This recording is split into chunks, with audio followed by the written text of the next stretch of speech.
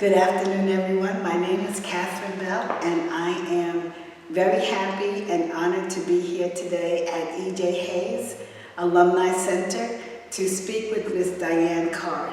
She is going to be telling us something about the school as well as the civil rights movement in Martin County and especially Williamston. So I'm very happy to introduce her, and I'll let her take the stage now. Ms. Diane Carr. It's recording. Okay. So good afternoon, Ms. Carr. How are you? I'm doing just wonderful. My name is Diane Carr, and I do live in Martin County. I moved from Bertie County when I was 5 years old. Went to school here to E.J. Hayes. This is the alumni building, which was the high school. The last year graduating before everything changed. Which was 1970. I'm looking at my picture on the wall now. But in the early 1960s, the early summer of 1963, I believe it was, we did have the civil rights movement right here in the heart of Martin County, and my church was heavily involved in that civil rights movement. As a matter of fact, it was the epicenter, so to speak, for everything that was happening at that time. I was about 12 years old. Remembering a whole lot I don't remember, but I do remember being in the marches. I remember us demonstrating from my church, which is Green Memorial, that's located at 503 East Main Street, right here in Williamston. And a man by the name of Golden Franks was, at that time, living in Edenton, North Carolina. He was involved in some movements in Edenton, and so he was called here to Martin County because there was a bit of stir going on at the time. As I said, the movement had begun in the early 1960s. And so he came here along with Sarah Small, and there were mass meetings and mass demonstrations to march and demonstrate for social change in Martin County. Later on, during the summer, there were the organization, the SCLC movement, Southern Christian Leadership Conference, that was also held at my church. The elderly women would prepare meals, and the doors would be open from Monday to Sunday morning, feeding the freedom workers. There were prayer meetings. There were boycotts.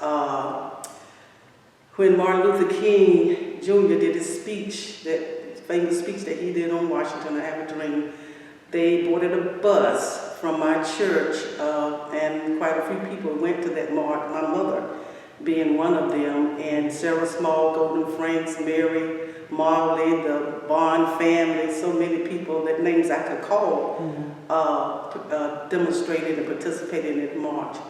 But we do have a marker that stands at my church that was placed there. I think the ceremony was in 2010, where Golden Frank's daughter came down and she did the service for us that marked that time that we demonstrated about 32 consecutive days, I think, for the movement.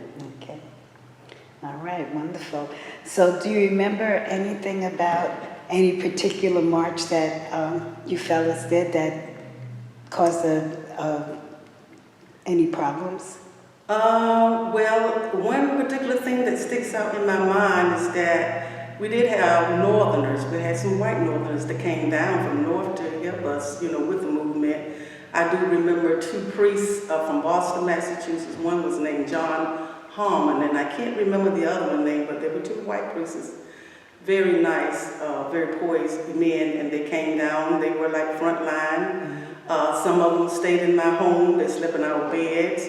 There was a lady named from Germany that came, and there were several other whites that came. They stayed with some of the black families there. We were, of course, the church was threatened that they would be bombed, and somebody told us that one night we were demonstrating that there was a service station right across from the church, that this gentleman was on the top of the roof with a high-powered rifle, and he was waiting for Golden Franks to come out.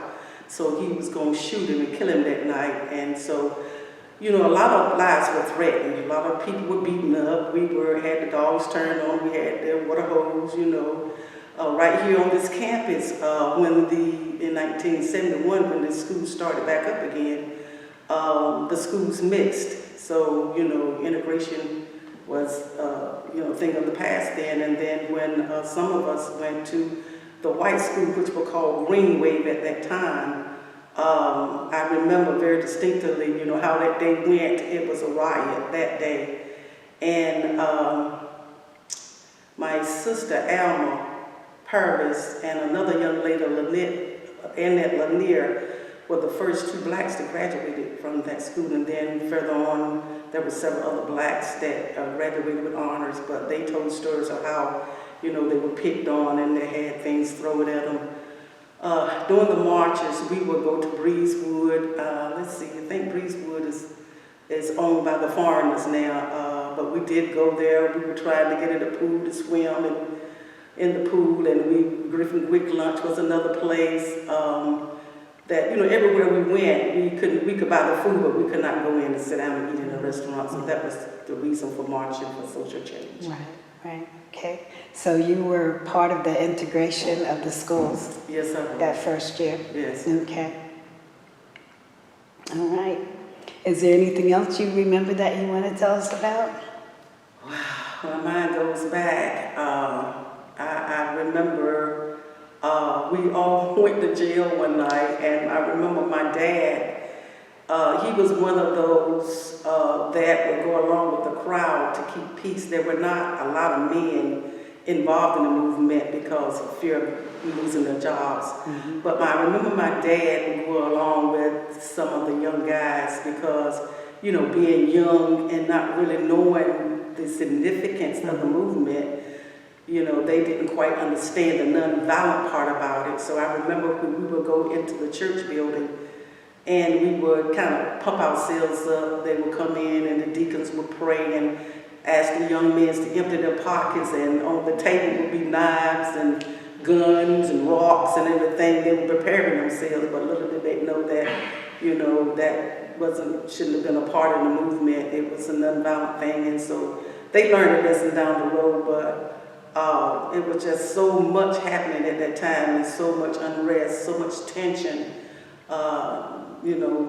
People were just upset because of the way that they were being treated, that it was a shame. We felt that we had to get out and do something that drastic just to, get the same rights that anybody else had. I remember we marched to town, to the city hall. We slept on the steps all night. We sang freedom songs. We got rocks thrown at us there, where when we were marched from the church, there were lines of people on each side of the streets, and so you had to kind of be aware of what may happen to you at any given time. So it was some scary situations, but then when you know the cause and why you're doing it, you just don't allow fear to take over, and you just do what you got to do. Okay.